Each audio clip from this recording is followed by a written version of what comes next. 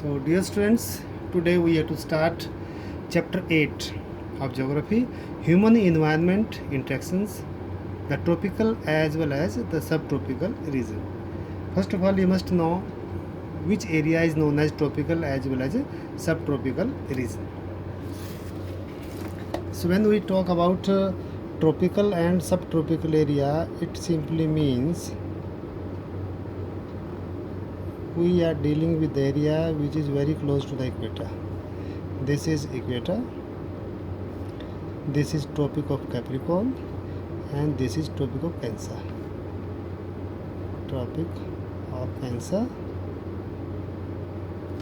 and tropic of Capricorn, and this is equator. Okay, so the area between the tropics, that is tropic of Cancer and tropic of Capricorn, is known as tropics. Okay, so the area which is very close to the equator, that is up to 10 degree north and 10 degree south. This is 23.5 degree north and this is 23.5 degree south. This is 10 degree south and this is 10 degree north. So area between 10 degree north and 10 degree south is known as tropics, and the area beyond that is part of subtropical area. So in nutshell we can say that we are going to discuss about this area, tropical as well as subtropical. So this is tropical area and the rest of the part is part of subtropical area. Okay, so it means we are dealing with the area which is very near to the equator or between tropic of Cancer as well as tropic of Capricorn. So Renuka was excited. Shrikant uncle was home after a gap of nearly 4 months. He was a wildlife photographer and travelled widely. Renuka's interest in wildlife and forest began at an early age, when her uncle introduced her to books on nature, and pictures of distant lands and people who lived there always fascinated her.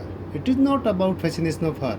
Rather, I think all the children are fascinated about knowing that different kind of people, different forest cover, different kind of food, different kind of living areas. If you see, you definitely will be fascinated by that. Okay, so this picture in the book shows the people living in different areas. Here there are people who might be living in whole desert area. See the people in the central part. Okay, so these children might be from you can say dry deserts, some from frozen lands, some from hot weather in forest. Rather, sorry. These should be from this area, that is hot wet rainforest. Because of high humidity and high temperature, the complexion of the skin becomes dark. Okay, but definitely other people might be from desert areas. At the same time, here the people might be from frozen zones, that is very close to the equator, poles. So those who are wearing these warm clothes might be from the areas of very cold temperature. Okay, so the child asked, or Renu observed, that they look so different from me. They may look different but they share the same basic needs of life. किसने कहा? Uncle ने कहा. They share the same basic needs of life. And what are basic needs of life? It's always food, cloth or clothing, and shelter.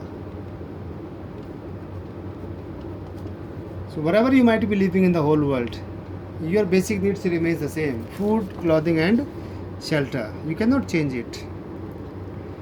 Their children do the same things as you probably do. They play games, they quarrel with each other sometimes and then wake up.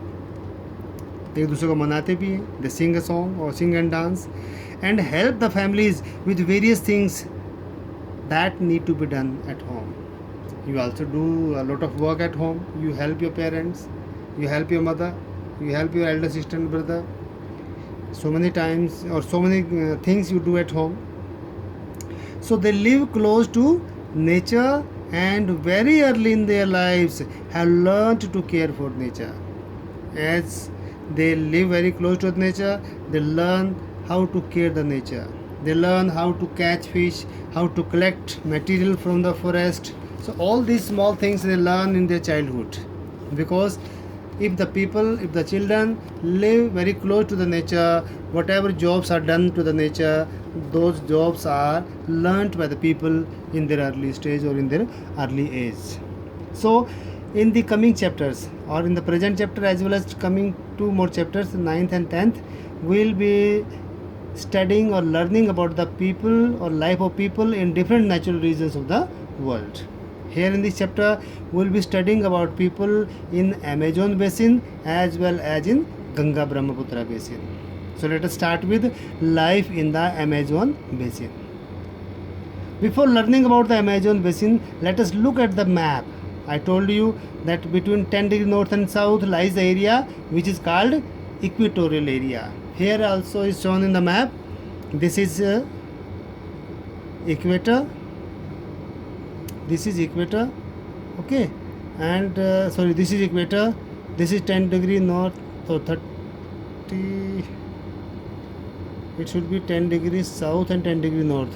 Okay, so the area between 10 degree north and 10 degrees south is area of tropical region or equatorial region. Okay, so the river Amazon flows through the region, this region. Notice how it flows from the mountains to the west and reaches the Atlantic Ocean to the east. It starts from here, from the mountains of west, and it moves towards Atlantic Ocean. Means different small rivers, small tributaries join the river, and ultimately it empties itself in the Atlantic Ocean. Okay, this is Atlantic Ocean. The place where a river flows into another body of water is called a river mouth. So this is a river mouth, and numerous tributaries join the Amazon river to form the Amazon basin. Now you must understand what tributaries means and how they form a bigger river. So tributaries are actually small rivers that join the main river. Let me draw a diagram. It simply will resemble a tree. Okay, let us see how it works. Suppose this is a small river, this is also a small stream. They both join together, and in geographical language these rivers are known as river of first order river. When these two small streams join, this becomes second order river or second order stream. इसको मैं बहुत बारीक बना रहा हूँ ताकि आपको थोड़ा और अच्छे से समझ में आए कि how the amount of water increases in the river. See, this is a river of first order, this is also river of first order, this becomes a river of second order. When these two rivers of second order joins together, it becomes a river of third order. Okay, in the same way, some small streams might be coming from this side. First order, first order, first order, second order, second order, and now here it becomes a river of third order. And as the river moves downward, or as the number of tributaries join the river or main river, the amount of water in the river increases. The volume of water in the river increases because lot of streams join together to add water to the main river. Okay, so here this is first order river, this is again first order river, it becomes second order river. If some more river comes from this side, first order, second order, it will become a third order river. When these two rivers of third order join, or some other river might be coming from here, first order, second order, it is joined by some more rivers on the way, but it will remain second order river unless and until it joins some more river of second order. Now it will be third order river. This third order river joins this third order river. Now from here to here it becomes fourth order river. Third and fourth order river means it will be again fourth order river, and accordingly if the different rivers join this river, the order of the river will be changed, and in this way small streams like small branches of the trees join together, they flow towards the main river and keep on increasing the amount of water in the main river. Okay, so simply you can say this has become now fourth order or fifth order river. Okay, first second, first second ही रहेगा ये, it will be second throughout. If some other river join, it may be, its order may be changed, otherwise simply take it as fourth order river. And ultimately when it reaches to the mouth, it is again distributed as the small streams have joined the river. In the same way, the water is now distributed, because when the river reaches to its mouth, that is in the plain areas, the volume of speed of water decreases, and now it is not possible for the river to carry out the whole material brought by it from the mountains, and the material is deposited in between the different channels, and hence riverine islands are formed, and this total area is known as delta area or delta region. Okay, in this way whatever material is brought by the river is deposited. So these all are tributaries,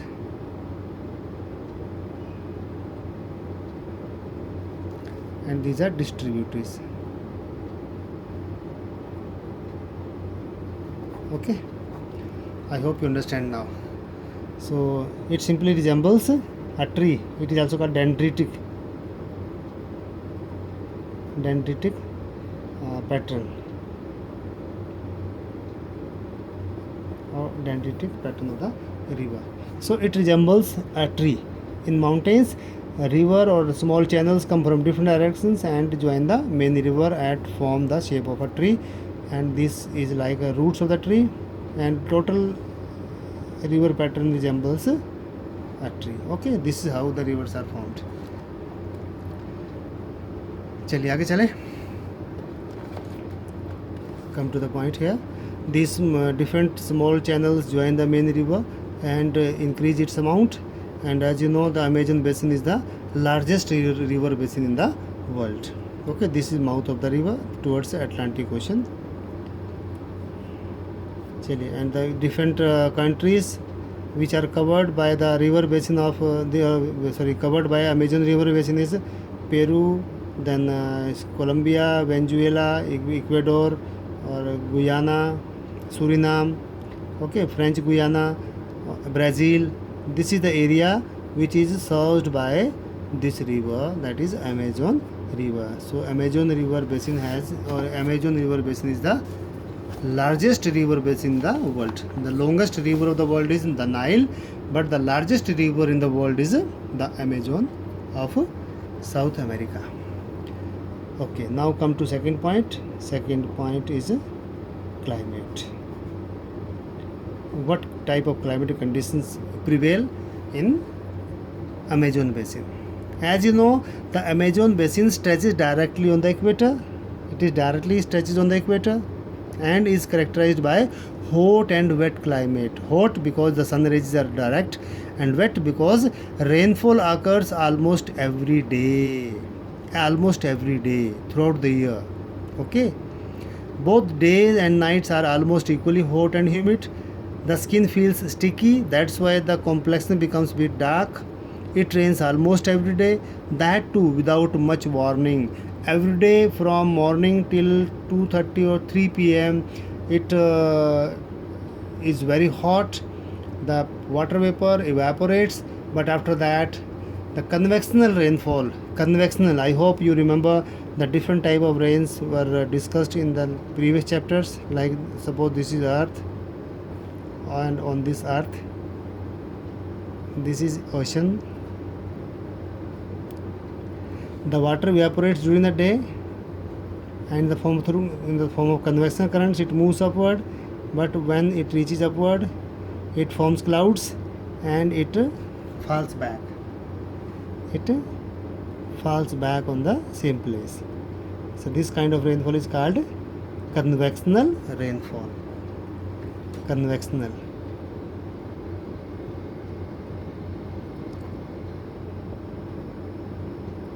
Okay, so this area receives convectional rainfall, and the day temperatures are high and very high humidity with a very high humidity. At night the temperature goes down but the humidity remains the same. Humidity is not decreased much because the moisture content remains very high in the atmosphere. Okay, so climatic conditions के बारे में लिख सकते हैं, it's hot and wet.